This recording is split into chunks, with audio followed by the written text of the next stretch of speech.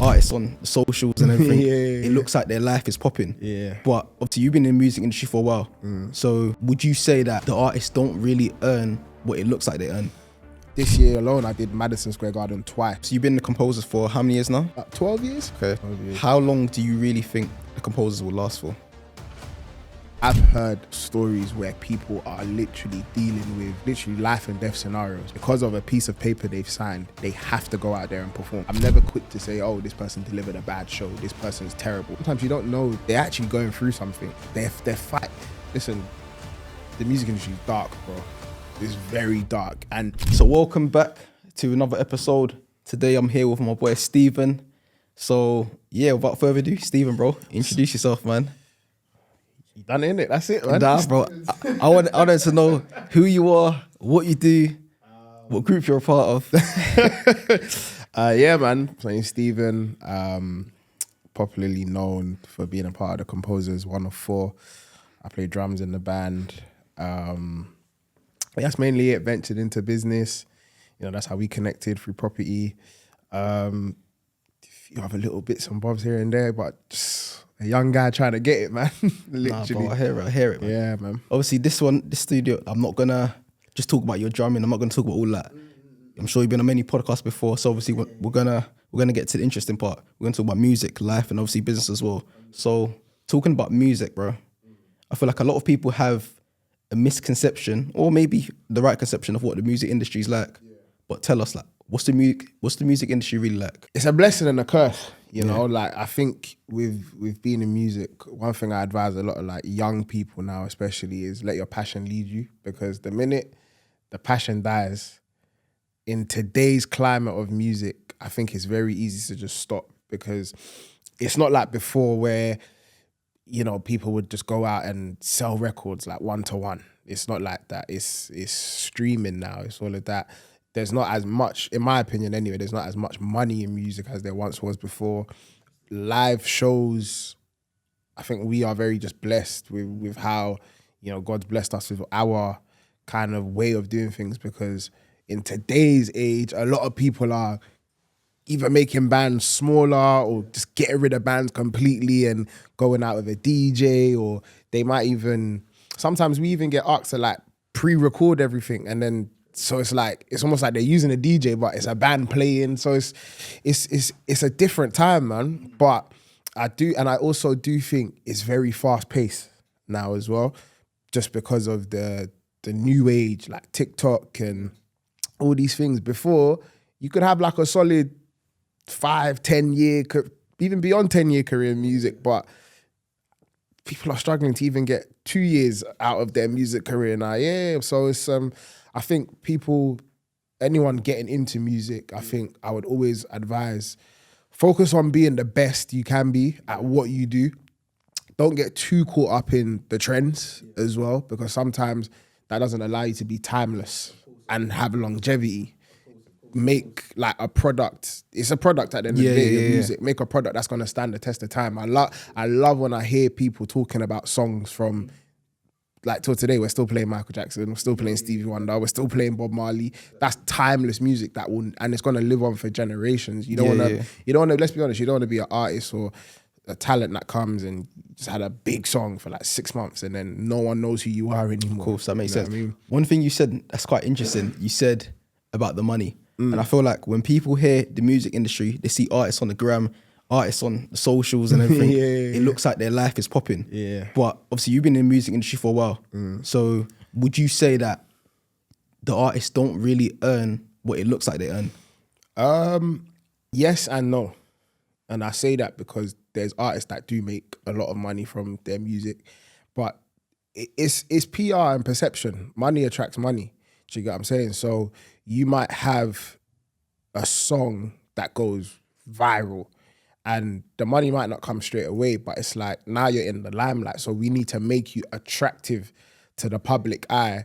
We need to market you a certain way. So this is where now the roles of like a stylist comes in. So we might make you look a certain way. You know, we might partner you up with a brand to gift you maybe like a car so you could just, or you're going to this event. Okay, cool. you need to step out looking stylish. Okay, cool. We're gonna get you a car to go in, you know, just to keep up the perception. But I think one thing I'm loving seeing in today's like age of music is how much artists are diversifying and finding their pockets in other things. So now you see a lot of artists doing brand collaborations and partnerships. You see artists doing TV a lot, like, you know, in a lot of the new TV shows that are coming out. For example, on Channel 4, you see the show like Conan. You know what I'm saying? Like stuff like that. And it's nice to see that artists are spreading their wings, and we're creatives at the end of the day. So artists aren't boxing themselves down to just, I do music. Okay, let me use music as a platform, as a stepping stone, so I can do this, I can do that, to essentially create more streams of income. That makes a lot of sense. And obviously, I know you, but some people may not know you. Obviously, you're part of a band called The Composers, who are very well known, especially in our culture. What are some of the biggest highlights that you can share from being part of the band? I think, you know what, like, it's an interesting answer, but just being able to do it is a highlight. You know, it's very, you know, being 4 black guys playing instruments as a band is not something that has been seen a lot. So to be able to actually that's all I've ever done. I've never had a job. I've never done it. That's all I've ever done. So to be able to do that is honestly a blessing. Man, we played in some crazy place. Like this year alone, I did Madison Square Garden twice. All I knew of Madison Square Garden was WrestleMania back in the day. You know, so being able to do that twice, I did it twice in the space of like 4 months. Done the O2 Arena like 7 times. Mad. Toured everywhere. I go to India tomorrow. Like that even crazy. To me is like, what the hell am I doing in India? You know, so, and then just honestly, like, I'm not gonna say my life has changed and I live in some big mansion, but honestly, like, it's changed my life. Do you know what I'm saying? The trajectory of my life. Because, you know, maybe if I wasn't doing music, I wouldn't know certain people. Even, of course. Even, you know what, the pride it brings to my family. You know, my parents like my parents step out sometimes and then they come back, they're like, oh yeah, someone said they know you. My dad was telling me the other day, like, he went somewhere and someone's like, I know your son. I've seen a picture of you and your son. I'm like, that's crazy, you know? So, and then just, you know, especially just, you know, I'm someone, I keep my friends and my family very close to me. And sometimes when I just see how proud they are, that means the world to me, more than any amount you could pay me to do a show. Like, seeing how proud people are of you, that's just a highlight, man, honestly. No, that makes sense, man. I think from what you said, I can definitely understand why you say it's fast paced, bro. Like, you've just, when we spoke, I think last week, you were in France or something like that, Paris, and then now you're going India. So obviously your life seems like it's proper, like hectic. How do you balance it all? You just have to. You don't have a choice. Honestly, you have to find your groove, because sometimes, that's the downside as well. Sometimes you don't really get a second to take in certain moments. But I think, I don't know if this is subconsciously just how I am as a person, or because of how fast paced my life is, I've become that way. But I'm just kind of always, okay, what's the next thing? What's the next thing? What's the next thing? But as I've gotten older and evolved in my career, I've also learned the importance of just taking a second to really soak in that achievement, because it certain, like I said, certain things we've done, I'm kind of like, wow. Like, you know, we did Wembley Arena, and I was kind of like, whoa. And it's not till after the show, like, I pieced together a mini documentary, and I watched it back myself. And when I even watched it, when I got the first draft, I watched it with mad emotions, because I'm now seeing, the content team I work with, I just let them do what they want to do. So I just said, however you guys want to tell this story, do it.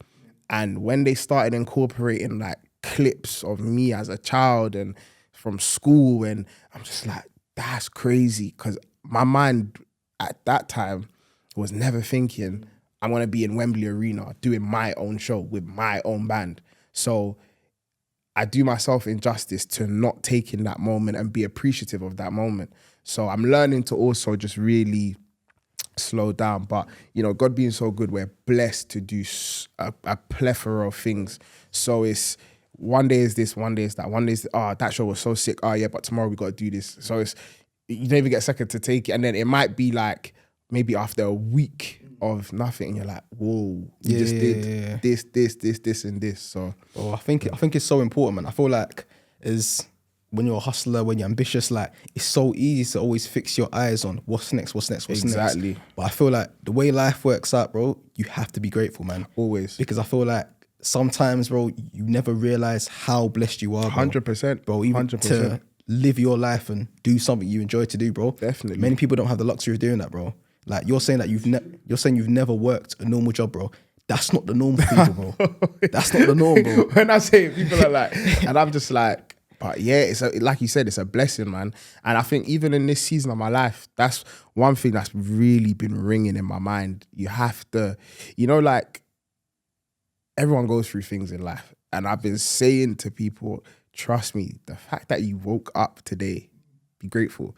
So the fact that you even woke up, had something to look forward to, was able to do that thing successfully, you're doing yourself and God injustice to not give gratitude for that thing. So that's just why now I'm just like, okay, cool. Take it easy. Enjoy this. Even if it might not be how you wanted it to be, the fact that you're getting to do it, hey, it's a problem someone wishes they had. It's a life somebody else wishes they had. Literally, man. So obviously I followed you for a while. I know you talk about God and the importance of faith. Like, how important has faith been in your journey and helping you become the man you are today? It's been the bedrock, bro. Crazy. Bro, music it's like playing darts. You're just throwing, hoping you get the bullseye. And, sometimes I've walked into scenarios and I don't really know how it's going to pan out. But I just pray, I give it to God. I'll be like, God, listen, you brought me here, innit? So between you and me, you take the lead, you know how this is going to work out. And sometimes what is on the other side, if I didn't have that like inner faith to say, this is going to work because I trust God, I would have just maybe blown the opportunity. For example, like I'm saying, I'm going to, I never in a million years thought I'm going to India, ever. And I'm someone like, I think about stupid things like, what am I going to eat? Like, is it clean and this, that, and the other? No, I've never been there, so I don't know. But for example, I'm Ghanaian, and naturally Ghanaians and Nigerians, we have our underlying love-hate relationship. Yeah. And I remember the first time I got told I'm going to Nigeria, I was probably like 17, 18. I was like, what? I was like, bro, am I going to Nigeria? I adore going to Nigeria. I love it. And it's like, if I didn't just relax, it will be fine. It won't be bad. Because God knows that Nigeria is one of our biggest markets. Easily one of our biggest, like probably the biggest market we have, if I'm being completely honest. So, if I didn't trust the process and trust God that, just follow my lead on this one, I would have missed out on so many opportunities and so many open doors. So it's just, you have to, honestly, we walk by faith, not by sight. You get what I'm saying? And there's so many scriptures on faith that I really take seriously. Faith, like, I'm delusional. I swear to you, like, I have this saying of recent, I'm like, if something didn't happen yesterday, it's cool, we try again today. Because I just always believe if God wants to do something right now, he can. And he will. But he does things in his time. So even if it looks like this is all mad right now, but I just trust that you're going to bring me on the other side, and I'm going to look back and be like, you know what? That's why this was, you know what? I hear you, big man. I hear you. I was moving mad, but I hear you now. You know what I'm saying? No, that makes sense. So obviously being in quote unquote the limelight, would you say that you feel pressure? Nah. Really?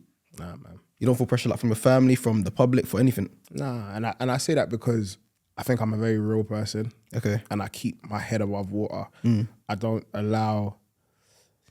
When I was coming up in my career, I always said this thing to myself. I always said, God, the further you take me, make me more humble.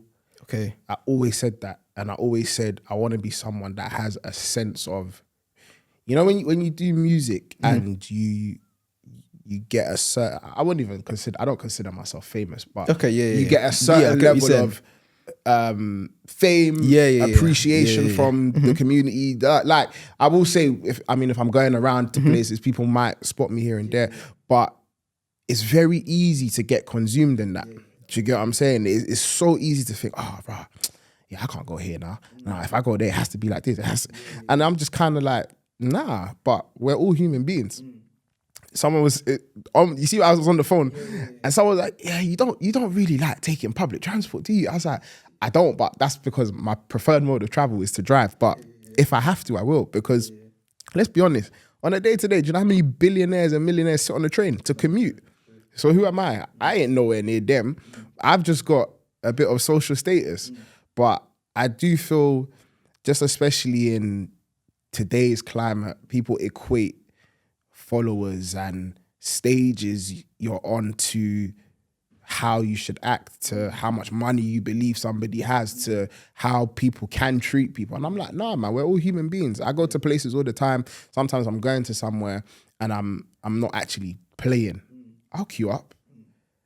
If it gets long, then I might be like, yo, bro, like, yeah, I'm outside, come get me. But I'm happy to queue up with people, to just be a normal person. Do you know what I'm saying? I remember going to a show recently, and someone was like, why are you standing here? You should be over there. I'm like, nah, I want to experience it like everybody else, because imagine I'm always on the stage. I always say one of the saddest things for me is that I would never, ever, ever get to watch an night of the composers, ever.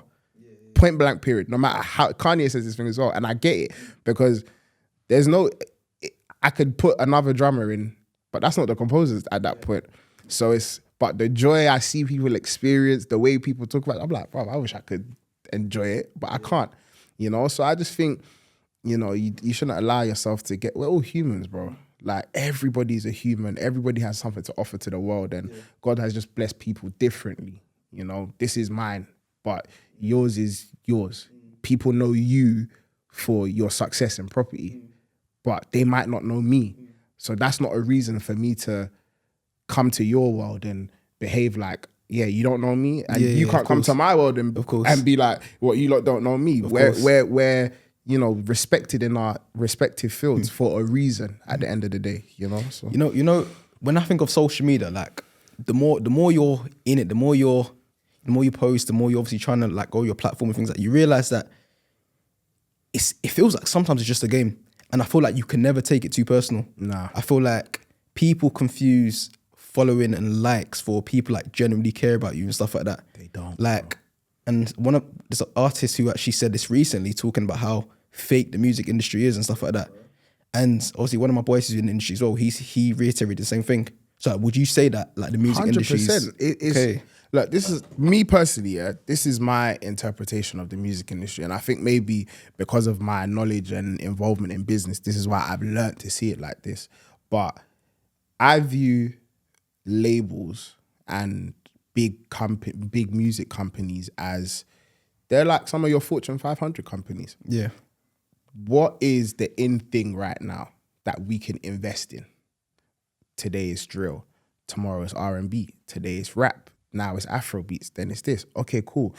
Let's find as many different products of this to sell to the public. Meaning, let's sign different artists, let's market different artists to the public and make money from them. Guess what? If drill isn't popular anymore, guess what? Okay, cool, we're done with that. Let's find the next thing. Oh, this genre isn't popular no more? Okay, let's find the next thing. So that's one thing I've really put in my head, and I'm thankful for how my career has been, because I feel we have just built, and I'm not saying there's anything wrong with signing to a label. It has its privileges, no doubt, definitely. There's actually certain things you just can't do without them. But I think for me personally, my opinion is that the perception we need to go in there with is, as an artist, as a creative, no matter what, at the point you partner with an external body, you need to remember you have the power. They came to you for a reason. I always say anything that comes to me, it came for a reason. If I have to go and seek for something, I'm seeking after that thing for a reason, because it's something I cannot do for myself. But if they came to me, they see something. So that same thing they see, I need to see that times 10 in myself. That way, my decisions will always be based on my value, it being morally correct, me not being undervalued, me not being disrespected at any point. The second I feel that way, I'm stepping back. So there might be times where I might be like, listen, I'm not going here unless this, this, and this. I'm not doing it because I'm trying to be a diva or I'm trying to be a brat, but I'm doing it to show you, no, this is the value I have. And this is the value I bring to your table. So if you want that value, guess what? You're going to do the exchange I'm asking for. If you don't, then you didn't see the value. And then really and truly, I shouldn't have been working with you in the first place. It's like I saw this... Tim Army was talking about someone had messaged him about, am I charging too much? Okay. He said, no, you're not charging too much. You're just not charging the right customer at the end of the day, because it's true. If me and you sit here, sell this pair of trousers to someone for £15, you can sell it for 15. I might be able to sell it for 150. Yeah. Let's be honest, even down to the biggest brands in the world, there's no difference. It's just the brand that's on the t-shirt, the value of the brand is what's making it a certain price. But guess what? It's still a black t-shirt. Yeah. You know, so that's for me, that's just how I see the industry, man. Like, everyone just needs to remember the value they hold as a creative, the value they hold as an artist all the time. Yeah. So obviously you've been the composer for how many years now? About 12 years. Okay, so you've been a composer for 12 years. 12 years. How long do you really think the composers will last for? How long is a piece of string? I think the beauty of what we do is it's always relevant, because we obviously came with a concept of recreating songs as live music. So long as people keep producing songs, it's amazing still. The composers will always be there. It's amazing. You get what I'm saying? So I think it's really down to us to ever say, okay, guys, we're done now. Thank you for all the years. But let's be honest, who wants to be 60 and still going? Exactly. And that's why I asked, because I think no matter what you do, when you're quote unquote entertainer, you know, it's like you hear artists all the time. For example, I think it's Nines or whatever. Yeah, exactly. So there comes a point, especially when you're an entertainer, when in the industry, where you're like, you know what, I want to step away, I want to have a family and things like that. Exactly. Things change, man. Life change. And even us as a group, we've gone through a lot of, we're men, we've grown up. So things change, people go through different life events, you know, marriage, kids, family. You get to a point in life, it's like even just being a normal career. Yeah. You might have to tailor now your career to where you are in life. I might need a more remote job because I have kids now. I need that flexibility. So I guess it's down to when the time comes, we'll know, you know what I'm saying? Because even as you grow, your desires in life change as well. I know a lot of people that are like, you know what? I don't actually like going on tour. Yeah, I know drummers that have transitioned from maybe consistently touring to just now being in the studio playing on records, because they prefer the more routine, structured way of doing music. I can go to the studio at 10 a.m., record a couple songs, get paid for that, be home with my family in the evening, versus some people just adore touring, seeing the world, traveling, all, you know. So you go to different phases in your life where certain things just make sense. No, I hear it. So I hear it. Who knows, man? Who knows? I hear it. When you're talking about different phases, I think when I think of my life right now, obviously I've done different phases of my life, from obviously working at primary school, playing some pro football, business, and I feel like now I'm literally on the verge of like packing in football. Like I've been playing football for a time, but I'm just at the point where I'm like, you know what? I can't be asked with the politics, the quote unquote BS. Like it's like when again, everything's a business, bro. Like you're playing to please a manager, you're playing to please the fans, you're playing for other people. And subconsciously you don't realize that you're doing so many things for other people. Like quote unquote, you're becoming a people pleaser. And for me, I feel like I've just got a point where with football, as much as I've loved it growing up and it was my quote unquote idol, which obviously was wrong, I feel like I'm at a place where, you know what, I don't think I want that for myself anymore. And for me, I've decided like from today's probably gonna be my last game. I say that now. That's crazy. I say that now, but you know what? I just feel like, as you said, your heart desire is changing. Yeah. And as you get older, like different things become your priority. Yeah. And I think for me right now, going all in my business is something I've never done. Like I've put a lot in, but there's always other things that take your focus, whether it's work, whether it's football, whatever. So for me, I'm gonna experience what it's like to go all in business. So yeah, no, and it's interesting you say that, because even just linking it back to music, you know what a lot of people miss. You see, us as performers and artists, we're humans. you don't know sometimes what news someone has heard before and after a show, but they still have to deliver a performance to you. I've heard of stories where people are literally dealing with literally life and death scenarios, but because of a piece of paper they've signed, they have to go out there and perform.